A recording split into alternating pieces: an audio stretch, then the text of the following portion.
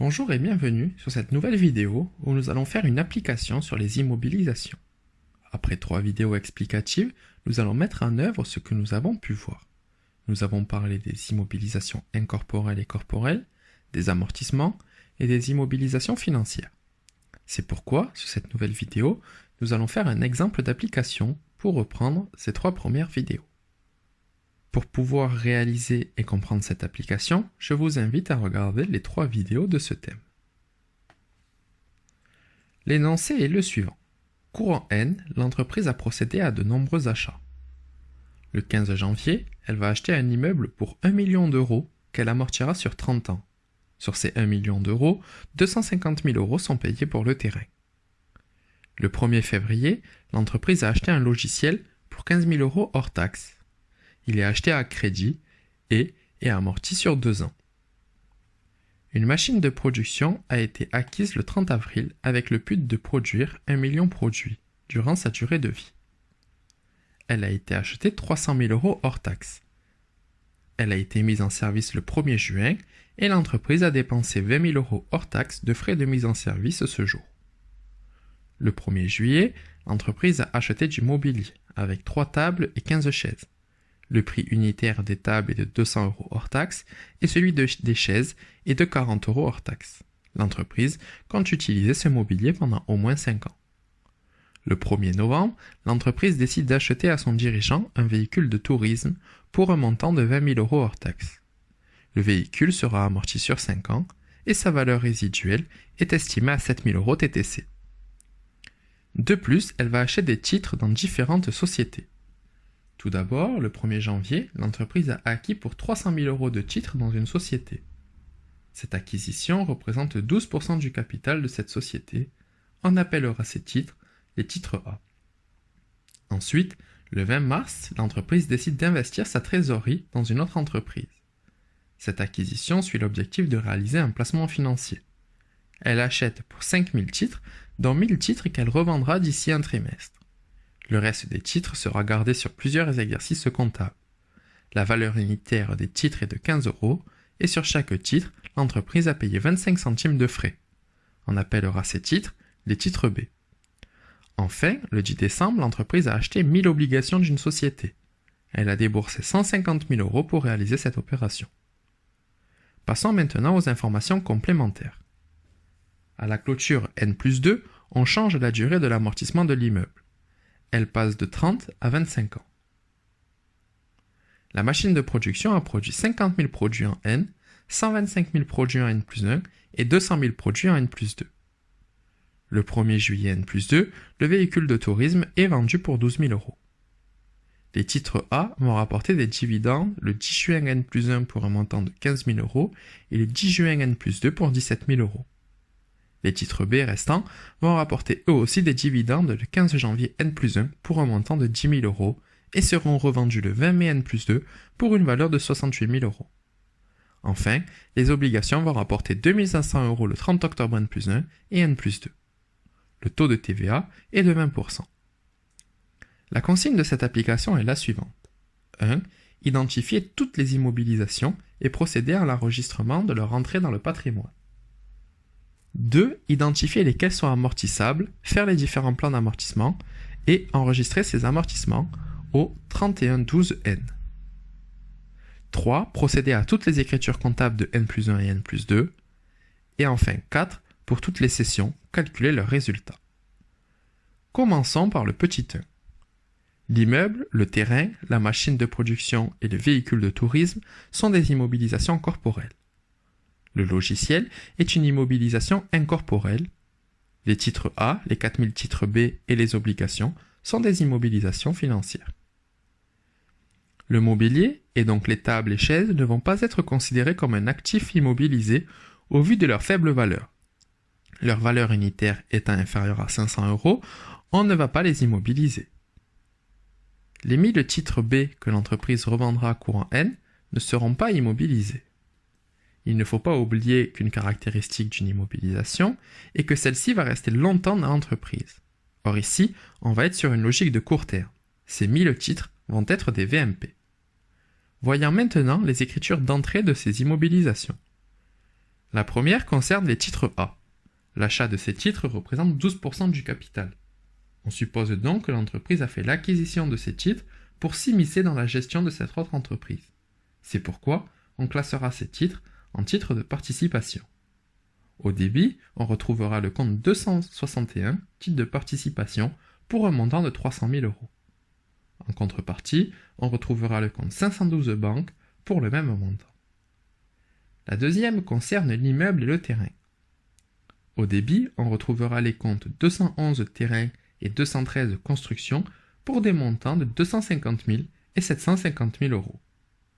En contrepartie, on retrouvera le compte 512 banque pour un montant de 1 million d'euros.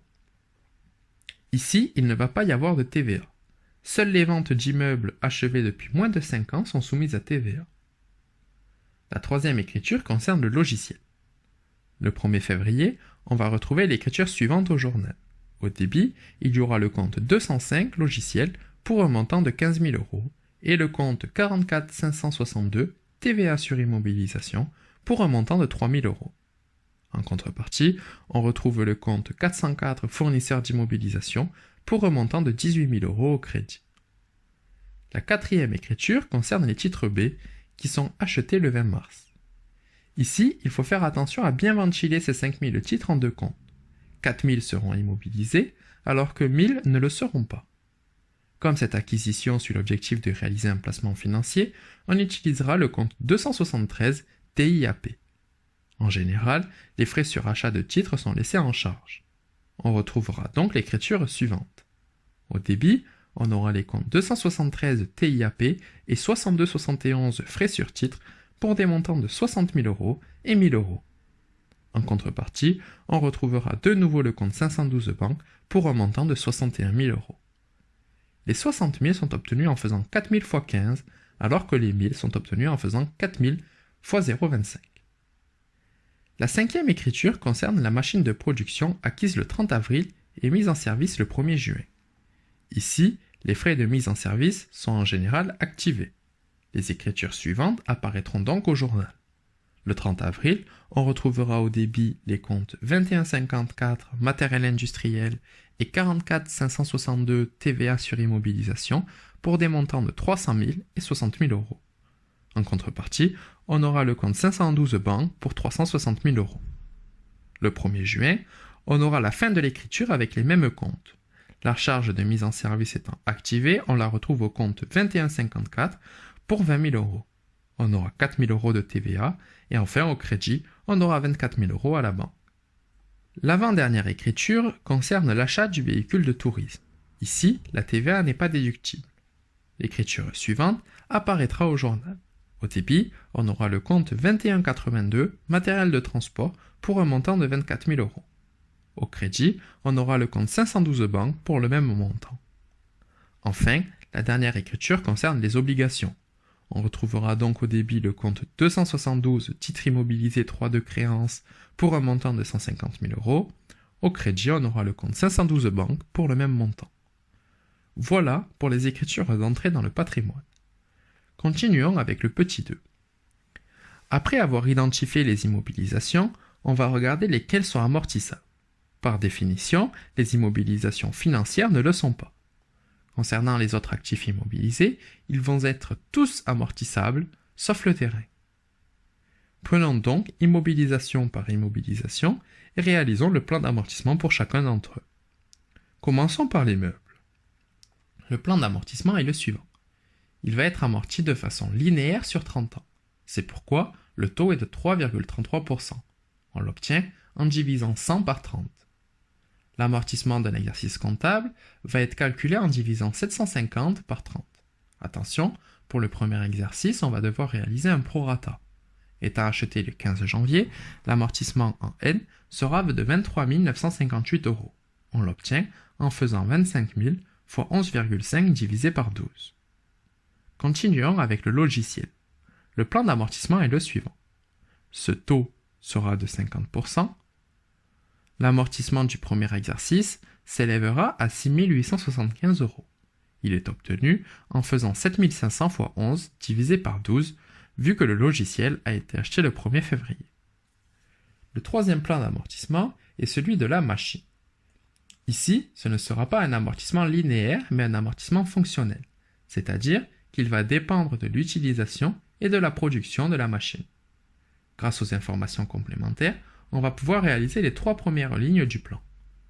L'amortissement du premier exercice s'élève à 16 000 €. Il est obtenu en faisant 320 000 fois 50 000 divisé par 1 million, vu qu'on prévoit de produire 1 million de produits avec cette machine. En suivant la même logique, on obtient un amortissement de 40 000 € en N+1 et 64 000 € en N+2. Le dernier plan d'amortissement concerne le véhicule de tourisme. Ici, il va falloir calculer sa base amortissable. Sa valeur brute étant de 24 000 € et sa valeur résiduelle étant de 7 000 €, son montant amortissable est donc de 17 000 €. Le plan d'amortissement sera le suivant. Le taux est de 20%, il est obtenu en divisant 100 par 5. Il faudra de nouveau faire un prorata pour calculer le premier amortissement de 567 €. On l'obtient en faisant 3400 fois 2 divisé par 12. Ces plans d'amortissement vont nous aider pour les écritures d'amortissement aux différentes clôtures. Ces écritures vont avoir la même forme. On utilisera le compte 681 DAP au débit et les comptes 28 amortissement au crédit. Pour l'immeuble, on aura donc cette écriture avec comme montant 23 958 €. Pour le logiciel, on aura cette écriture avec comme montant 6 875 €.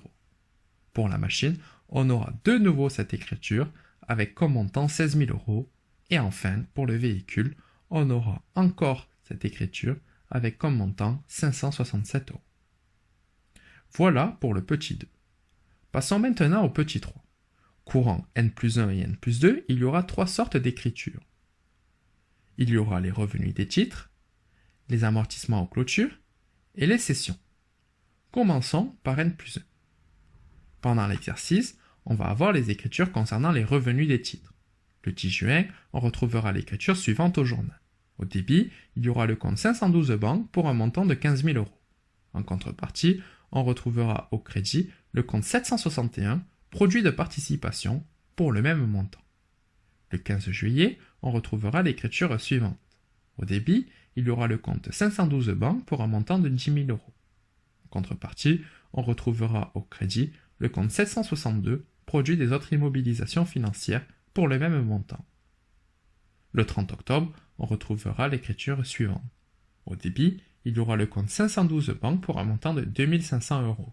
En contrepartie, on retrouvera au crédit le compte 762, produit des autres immobilisations financières, pour le même montant.